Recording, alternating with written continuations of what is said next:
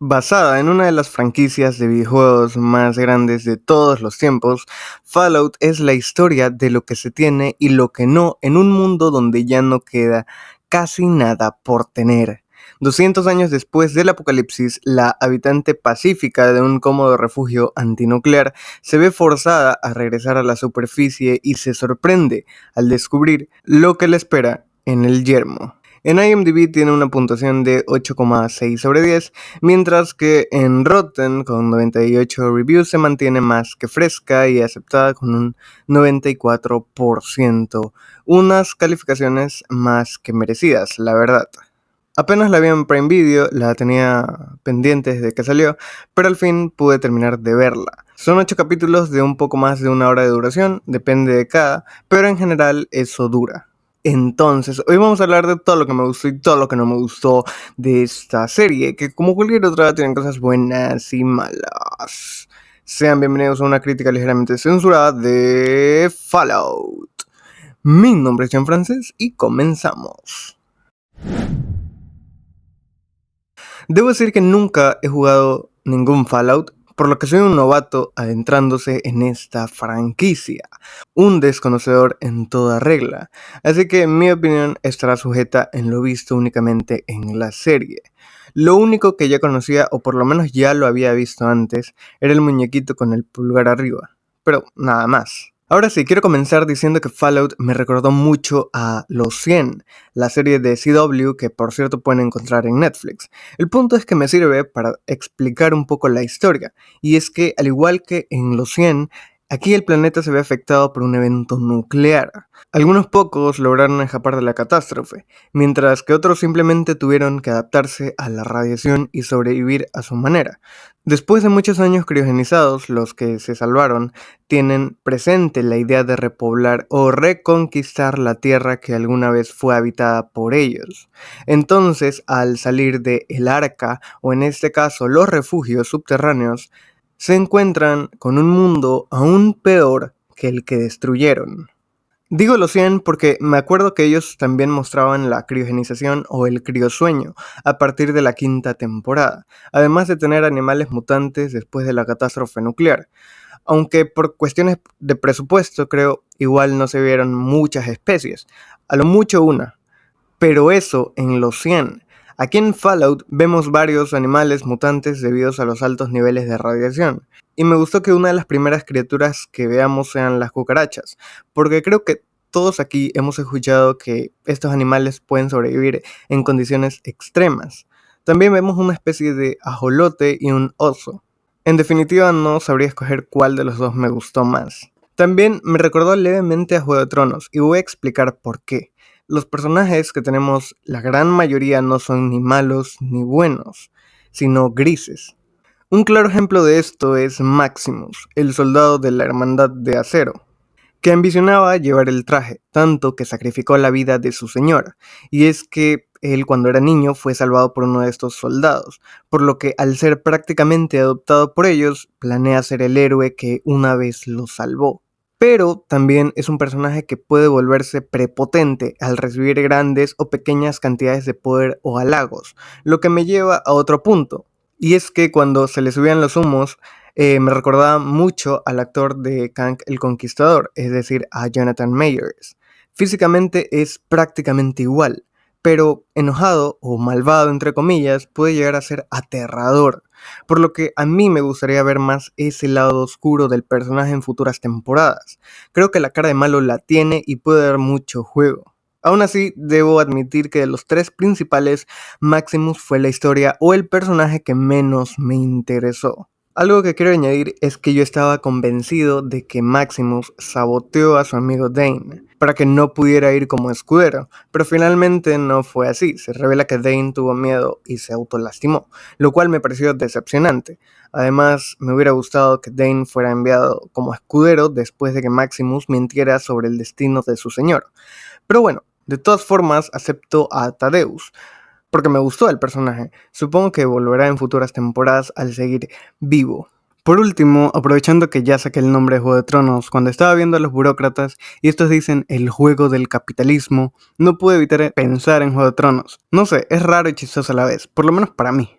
Hablando de los ejecutivos, ellos fueron quienes empezaron todo esto, es decir, quienes destruyeron la ciudad a propósito, para dar uso a los refugios, para adueñarse, construir un mundo semejante a ellos y finalmente para buscar o crear diferentes tipos de tecnología, como por ejemplo la energía infinita que vimos al final, que es utilizada de momento para dar luz a toda una ciudad. Creo que los verdaderos villanos de Fallout son estos administradores encargados de tomar las decisiones más estúpidas para beneficio propio. En fin, siguiendo con Cooper, debo decir que fue la segunda mejor historia de esta serie. En resumen, antes del evento nuclear, Cooper era un famoso actor de cine. Poco después, gracias a su esposa Moldaver, fue contratado como modelo para Vaultec. De hecho, ahí nació la mascota de los refugios, que por cierto actualmente odia. Y lo entiendo, la verdad, porque aparte descubrió que su esposa fue la que orquestó el fin del mundo. 200 años después lo vemos vagando como un necrófago, algo así como un zombie a causa de la radiación. De hecho, en aspecto, por la nariz me recordó muchísimo a Vecna de Stranger Things y a Cráneo Rojo de Marvel Studios. Pero bueno, tampoco importa mucho. Ahorita, como necrófago, Cooper trabaja como cazarrecompensas. Sus objetivos son claros: encontrar la cabeza y a su familia, lo cual tampoco es tan difícil teniendo en cuenta que todo termina conectándose, que es también una de las cosas más bonitas y convenientes de la serie, que todo termina por conectarse de alguna forma, algunas un poco más oportunas que otras, pero en general funciona. Debo decir que Cooper al principio no me terminaba de gustar porque lo consideraba muy malvado, es decir, le quitó la vida a un perro. Eso es imperdonable. Por suerte, él mismo se encargó de revivirlo. Pero bueno, el punto es que con el paso de los episodios me iba gustando más. También me llegó a recordar levemente a Rick de The Walking Dead. Supongo que es porque comparten el mismo poder, el de la inmortalidad. Nah, ya en serio, no sé por qué me recuerda a Rick. Avanzamos con Lucy, la tercera protagonista y considero yo la que mejor historia tiene. En resumen, después de haberse casado, un pequeño paréntesis aquí, solo para decir que la solicitud de casamiento parece más bien como pedir una visa. Está muy chistoso, la verdad. Como decía, después de haberse casado, su refugio fue invadido por unos saqueadores liderados por Moldaver, que además se llevaron a su padre. Y por ese motivo Lucy se arma de valentía para irse del refugio en busca de su padre y volver con él en caso de encontrarlo. De por medio se enamora de Maximus. Personalmente no es que no me haya gustado, simplemente no me transmitió nada su relación y por tal motivo no conecté o no disfruté tanto ver a estos dos juntos. Al final, Lucy se entera que Hank, su padre, también era uno de estos trabajadores de Vaultec, que luego aprovechó los refugios para criogenizarse. Es decir, Lucy vivió engañada toda su vida, creyendo que su padre había nacido en un refugio al igual que ella. Imagínate la decepción. Y es que encima él fue el encargado de desvivir a su madre, al descubrir que escapó a la superficie solo porque quería llevarse el crédito de haber repoblado la Tierra. Hank finalmente obtiene su libertad gracias a Maximus, pero no obtiene el perdón de su hija y sale huyendo del lugar. Por cierto, Moldaver quería a Hank porque era él quien tenía la clave para activar el proyecto de la energía infinita. Como decía, Lucy es probablemente la protagonista más interesante, junto con Cooper, ya que ambos personajes comparten el mismo trauma: descubrir que un ser amado no era lo que en verdad creían que era. Además, Lucy es muy inteligente, noble, transparente, y por último, digamos que un poco gracias a ella se termina desencadenando la mejor trama de toda la serie. Estoy hablando de Norm. El misterio que rodea el Refugio 33 es muy entretenido de seguir, al igual que el desarrollo del hermano de Lucy, que pasa de ser un miedoso a convertirse en el único rebelde del refugio, que quiere descubrir la verdad a como dé lugar. Estoy seguro que tiene el mejor cliffhanger de toda la temporada en el capítulo 7. Y lástima, porque si se hubiera estrenado semanalmente esta serie, yo creo que hubiera roto el internet.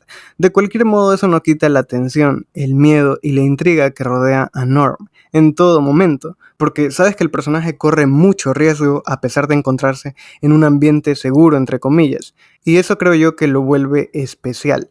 Conclusión: ¿cuál es mi pequeño problema con Fallout?